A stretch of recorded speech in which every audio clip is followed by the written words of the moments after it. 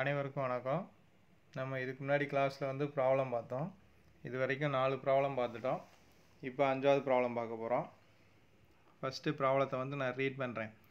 The following results were obtained during a test on a 4-cylinder 4-stroke oil engine. அதாவது ஒரு 4 cylinder உள்ள 4-stroke oil என்ஜினை வந்து test பண்ணுறாங்க. அப்போ அதோட டீட்டெயில்ஸ்லாம் வந்து கீழே கொடுத்துருக்காங்க. நல்லா ஞாபகம் வச்சுக்கோங்க. 4 சிலிண்டர் 4-stroke ஆயில் என்ஜின். அதோட போர் 100 mm, stroke 115 mm, speed 1650 rpm, fuel used 0.2 kg minute, calorific value of fuel 41,900 kilojoule per kilogram, net load on the brake drum 390 Newton, circumference of the brake drum 3.3 meter, mechanical efficiency 80%, determine the brake thermal efficiency, indicator thermal efficiency and indicator mean effective pressure. First என்ன கொடுத்துருக்காங்கன்னு பாருங்கள். Given data எழுதுகிறோம். Given டேட்டாவில் என்ன எழுதுகிறோம்னா போர் equal to 100 mm, போரை வந்து டின்னு எடுத்துக்கிறோம் 100 mm. அதுக்கப்புறம் ஸ்ட்ரோக்கு, அதாவது லென்த் ஆஃப் ஸ்ட்ரோக் லென்த்து எப்படி வேணாலும் எடுத்துக்கலாம் 115 mm. இப்போ இது ரெண்டுமே எம்எம்மில் கொடுத்துருக்காங்க. நம்ம என்ன பண்ணணும்னா மீட்டராக கன்வெர்ட் பண்ணணும். எம்எம்மில் கொடுத்துருக்கத மீட்டராக கன்வெர்ட் பண்ணுறதுக்கு என்ன பண்ணணும்னா 1000ஆல் டிவைட் பண்ணணும். அப்போ 100 வந்து 1000ஆல் டிவைட் பண்ணும்போது நமக்கு என்ன கிடைக்கும்? 0.1 மீட்டர்னு கிடைக்கும். ஸ்ட்ரோக் வந்து எல்லுன்னு எடுத்துக்க போகிறோம். 115 mm கொடுத்துருக்காங்க. அதை வந்து 1000ஆல் டிவைட் பண்ணும்போது நமக்கு என்ன கிடைக்கும்? 0.115 மீட்டர் கிடைக்கும். அப்புறம் என்ன கொடுத்துருக்காங்கன்னு பாருங்கள். ஸ்பீடு கொடுத்துருக்காங்க. ஸ்பீடு வந்து என்னது? கேபிட்டல் என்னன்னு எடுத்துக்க போகிறோம். 1650 rpm கொடுத்துருக்காங்க. ஃபியூவல் யூஸ்டு WFன்னு எடுத்துக்க போகிறோம். Fuel used 0.0 kg per minute. ரைட்டா? இதை வந்து என்ன பண்ண போகிறோம்? கிலோகிராம் பெர் செகண்டுக்கு மாற்ற போகிறோம். கிலோகிராம் பெர் செகண்டுக்கு மாற்ற போகிறோம். அப்போ என்ன பண்ண போகிறோம்னா 0.2 வந்து டிவைடட் 60 போடுறோம். டிவைடட் 60 போடும்போது நமக்கு என்ன கிடச்சிரும்? கிலோகிராம் பெர் செகண்டில் கிடச்சிரும். அப்போ 3.333 × 10⁻³ kilogram per second. Calorific value of the fuel சிவின்னு எடுத்துக்கிறோம். எவ்வளோ கொடுத்துருக்காங்கன்னு பார்த்தீங்கன்னா 41,900 kilojoule per kilogram. Net load on the brake drum, இதை வந்து WSன்னு தான் எடுத்துக்க போகிறோம். இது எவ்வளோ கொடுத்துருக்காங்க? 390 நியூட்டன். இதை வந்து எதுக்கு மாத்திரம்னா கிலோ நியூட்டனுக்கு மாத்திரம் 0.39 கிலோ நியூட்டன். நியூட்டனை கிலோ நியூட்டனாக மாத்திரக்கு 1000ஆல் டிவைட் பண்ணணும். Circumference of the brake drum 2πr. சர்க்கம்ஃபரன்ஸ்னால் சுற்றளவு, வட்டத்தோட சுற்றளவு பரப்பளவு நமக்கு தெரியும் 2πrன்னு தெரியும். அதனால் அந்த இதை என்னென்னு எடுத்துக்கிறோம்? 2πr = 3.3 மீட்டர் அப்படின்னு எடுத்துக்கிறோம். அப்புறம் கடைசி என்ன கொடுத்துருக்காங்கன்னு பார்த்தீங்கன்னா மெக்கானிக்கல் எஃபிஷியன்சி கொடுத்துருக்காங்க 80% கொடுத்துருக்காங்க. பெர்சன்டேஜில் கொடுத்தாலே அதை என்ன பண்ணணும்? 100ஆல் டிவைட் பண்ணணும். அப்போ 0.8ன்னு எடுத்துக்கிறோம். இப்போ அடுத்து என்ன கண்டுபிடிக்கணும்? To find break thermal efficiency, second வந்து இண்டிகேட்டர் தெர்மல் எஃபிஷியன்சி, மூணாவது வந்து இண்டிகேட்டர் மீன் எஃபெக்டிவ் ப்ரெஷர். சரிங்களா? இப்போ இதை எப்படி செய்யலாம் பார்ப்போம். ஃபஸ்ட்டு என்ன கொடுத்துருக்காங்க? பிரேக் தெர்மல் எஃபிஷியன்சி கண்டுபிடிக்குன்னு சொல்லியிருக்காங்க.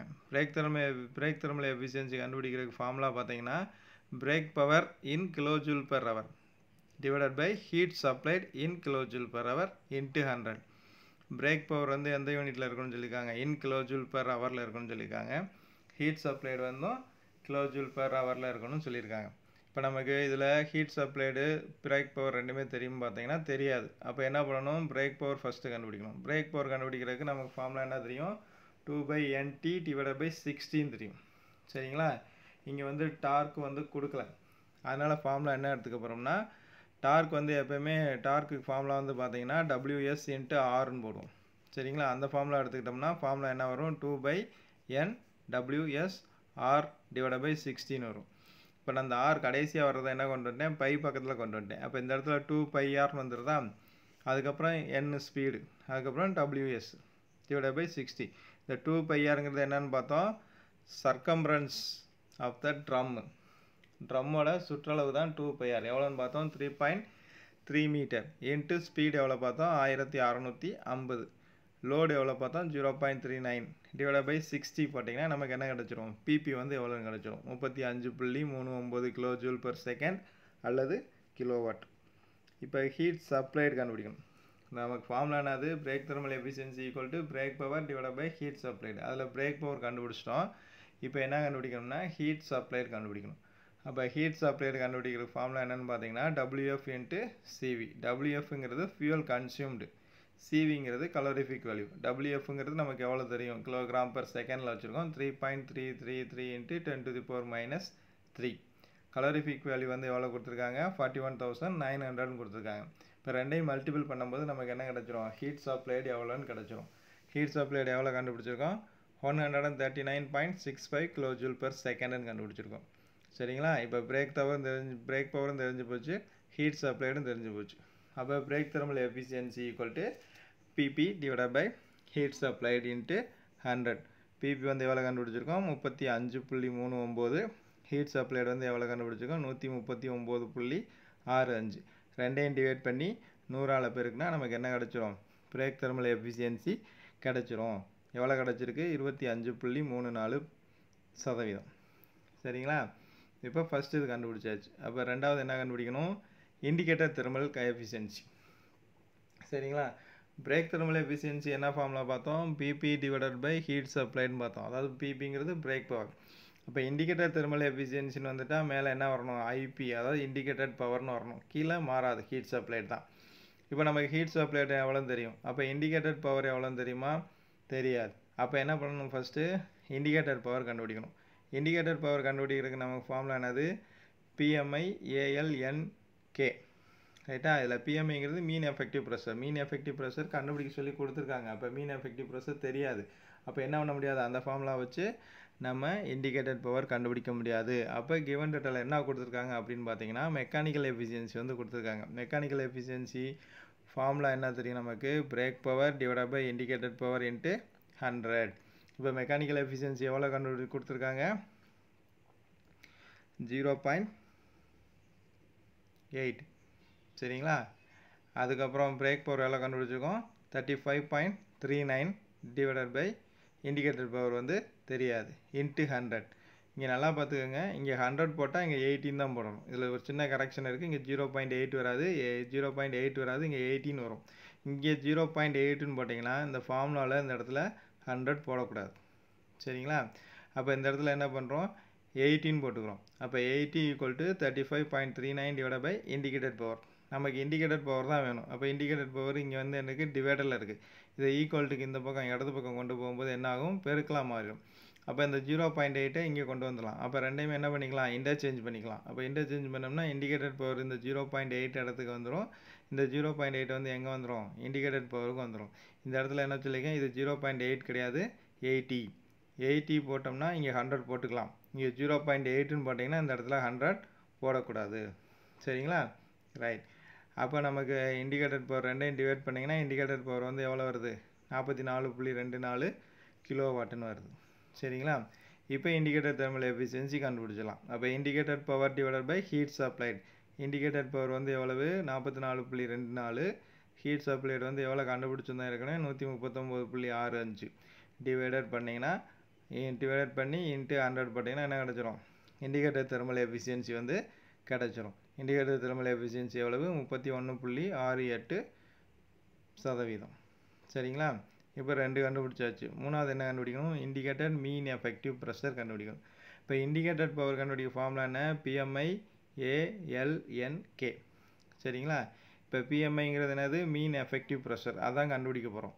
ஏங்கிறது ஏரியா ஆஃப் த பிஸ்டன். அதுக்கப்புறம் எல்லுங்கிறது ஸ்ட்ரோக் லென்த்து, என் ஸ்மால் என்னங்கிறது number of working cycle per second, கேங்கிறது நம்பர் ஆஃப் சிலிண்டர். இப்போ ஏ தெரியுமா, தெரியாது. அப்போ என்ன பண்ண போகிறோம், ஏ கண்டுபிடிக்க போகிறோம். ஏ கண்டுபிடிக்கிறது, ஏங்கிறது ஏரியா ஃபார்முலா உங்களுக்கு தெரியும், π/4 d² தெரியும். இந்த டிங்கிறது போர். அப்போ பைங்கிறது கான்ஸ்டன்ட் வேல்யூ, டி வந்து எவ்வளவு, 0.1. அப்போ π × 0.1² டிவைடட் பை 4 எவ்வளோ கிடைக்கும், ஏரியா 0.7829 மீட்டர்²ன்னு கிடைக்கும். சரிங்களா. அப்போ ஏரியா கண்டுபிடிச்சாச்சு. அடுத்து என்னது, இல்லை எல்லுங்கிறது வந்து என்னது கொடுத்துருக்காங்க, சம்லேயே கொடுத்துருக்காங்க. எவ்வளோ கொடுத்துருக்காங்க, 115 mm கொடுத்துருப்பாங்க. அது 1000ஆல் டிவைட் பண்ணியிருப்போம். அப்போ மீட்டராக மாற்றும்போது 0.115 மீட்டர்னு இருக்கும். சரிங்களா. அப்போ n equal to capital N divide by 2 × 60. என்ன கொடுத்துருந்தாங்க, given dataல 4 stroke engine சொல்லி கொடுத்திருந்தாங்க. அதனால என்ன போடணும், speed divided by 2 into 16 போடணும். இதுவே 2 stroke engine இருந்தால் இந்த இடத்துல என்ன ஆகாது, 2 வராது, வெறும் 60 மட்டும்தான் வரும். 4 stroke engineனால தான் என்ன பண்ணியிருக்கோம், capital N divided by 2 into 16 போட்டிருக்கோம். சரிங்களா? இப்போ n equal to capital N வந்து ஸ்பீட் வந்து எவ்வளவு, 1650 divided by 2 into 60 போட்டிங்கன்னா நமக்கு என்ன கிடச்சிரும், small n கிடச்சிரும், 13.75 RPS. RPSனா revolution per second. இப்போ indicated power கண்டுபிடிச்சலாமா? PM indicated power, அதாவது indicated power கிடையாது, indicated mean effective pressure. Formula என்னது, indicated power equal to PMI ALNK. indicated power எவ்வளோ கண்டுபிடிச்சோம், 44.24 equal to PMI தெரியாது, ஏரியா கண்டுபிடிச்சிருக்கோம் 0.7829 into L வந்து என்னது 0.115 into N, small n வந்து எவ்வளவு 13.75 into Kங்கிறது number of cylinder. number of cylinderங்கிறது எவ்வளோ கொடுத்துருக்காங்க, 4 cylinderன்று சம்லேயே கொடுத்துருக்காங்க. சரிங்களா? இப்போ இது எல்லாத்தையும் பெருக்கிறோம். இப்போ என்ன பண்ண போகிறோம், நமக்கு இண்டிகேட்டட் மீன் எஃபெக்டிவ் ப்ரெஷர் தான் வேணும். அப்போ பிஎம்ஐ மட்டும் அப்படியே வச்சுக்குவோம், மற்ற எல்லா வேல்யூவும் ஈக்குவல்ட்டுக்கு இடது பக்கம் கொண்டு போகும்போது என்ன ஆகிடும், டிவைடடாக மாறிடும். அப்போ 44.24 divide by 0.7829 into 0.115 into 13.75 into 4. அப்போ இது எல்லாத்தையும் கால்குலேட் பண்ணும்போது நமக்கு என்ன கிடச்சிரும், இண்டிகேட்டட் மீன் எஃபெக்டிவ் ப்ரெஷர் கிடச்சிரும். இண்டிகேட்டட் மீன் எஃபெக்டிவ் ப்ரெஷர் எவ்வளவு, 890.16 kilonewton per meter square. சரிங்களா? அப்போ என்னென்ன கேட்டிருந்தாங்க, 3 கேட்டிருந்தாங்க. Brake thermal efficiency, indicator thermal efficiency, indicated mean effective pressure, மூணுமே கண்டுபிடிச்சாச்சு. சரிங்களா? புரிஞ்சுதா? இப்போ அடுத்த சம் பார்த்தீங்கன்னா, a 5 kilowatt diesel engine tested and found to have brake thermal efficiency of 32%. அப்போ 5 கிலோவாட் திறனுள்ள ஒரு என்ஜினை வந்து டெஸ்ட் பண்ணுறாங்க. அப்போ வந்து என்ன கிடைக்குன்னா, பிரேக் தெர்மல் எஃபிஷியன்சி வந்து 32% கிடைக்குது. சரிங்களா? Determine how many hours this engine can run using 10 liters of fuel. இப்போ என்ன கண்டுபிடிக்க சொல்லியிருக்காங்கன்னா, how many hours this engine can run, எத்தனை மணி நேரம் இந்த என்ஜின் வந்து ரன் ஆகும் யூஸிங் 10 liters. 10 லிட்டர் ஃபியூலை யூஸ் பண்ணால் இந்த என்ஜின் வந்து எவ்வளோ நேரம் ரன் ஆகும் அதுதான் கண்டுபிடிக்கணும். ஹேவிங் அந்த fuel having a calorific value of 42,000 kilojoule per kilogram calorific value கொடுத்துட்டாங்க. And specific gravity 0.83. அப்போ கிவன் டேட்டா என்ன கொடுத்துருக்காங்க, 5 கிலோவாட் டீசல் என்ஜின் 5 கிலோவாட் பவரை வந்து உற்பத்தி பண்ணுது. பவரை உற்பத்தி பண்ணனாலே அது என்னது, பிரேக் பவர் தான். அப்போ break power BP equal to 5 kilowatt. சரிங்களா? கிலோவாட்டுக்கு இன்னொரு யூனிட் என்னது, kilojoule per second. Kilowatt equal to kilojoule per second. அப்போ நம்ம என்ன பண்ணணும், ஹவருக்கு மாற்றணும். அப்போ கிலோஜூல் பெர் செகண்ட் ஹவருக்கு மாற்றுறதுக்கு என்ன பண்ணணும்னா 3600ஆல் பெருக்கணும். 5 கிலோவாட் இருக்குது, அதை 3600ஆல் பெருக்கணும்னா 18,000 கிலோஜூல் பெர் ஹவர்னு கிடைக்கும். அடுத்து என்ன கொடுத்துருக்காங்க, பிரேக் தெர்மல் எஃபிஷியன்சி கொடுத்துருக்காங்க 32%. அப்போ 32 டிவைட் பை 100 பார்த்தீங்கன்னா 0.32ன்னு கிடைக்கும். Total quantity of fuel used, அது வந்து என்ன எடுத்துக்க போகிறோம், மாஸ் ஆஃப் ஃபியூல்னு எடுத்துக்க போகிறோம். எவ்வளோ கொடுத்துருக்காங்க, எவ்வளோ ஃபியூல் யூஸ் பண்ணுறோம்னு சொல்லியிருக்காங்க, 10 லிட்டர் 10 லிட்டர்ஸ். சரிங்களா? அப்புறம் கலோரிஃபிக் வேல்யூ கொடுத்துருக்காங்க சிவி 42,000. ஸ்பெசிஃபிக் கிராவிட்டி கொடுத்துருக்காங்க 0.83. டு ஃபைண்ட் என்னது, how many hours this engine can run using 10 liters of fuel. 10 litre ஃபியூலை யூஸ் பண்ணால் இந்த என்ஜின் எவ்வளோ நேரம் ரன் ஆகும் அப்படிங்கிறத நீங்கள் கண்டுபிடிக்கணும். சரிங்களா? இப்போ எப்படி செய்யலாம் பார்த்துருவோம். பிரேக் தெர்மல் எஃபிஷியன்சி ஃபார்முலா என்னது, brake power divide by heat supplied.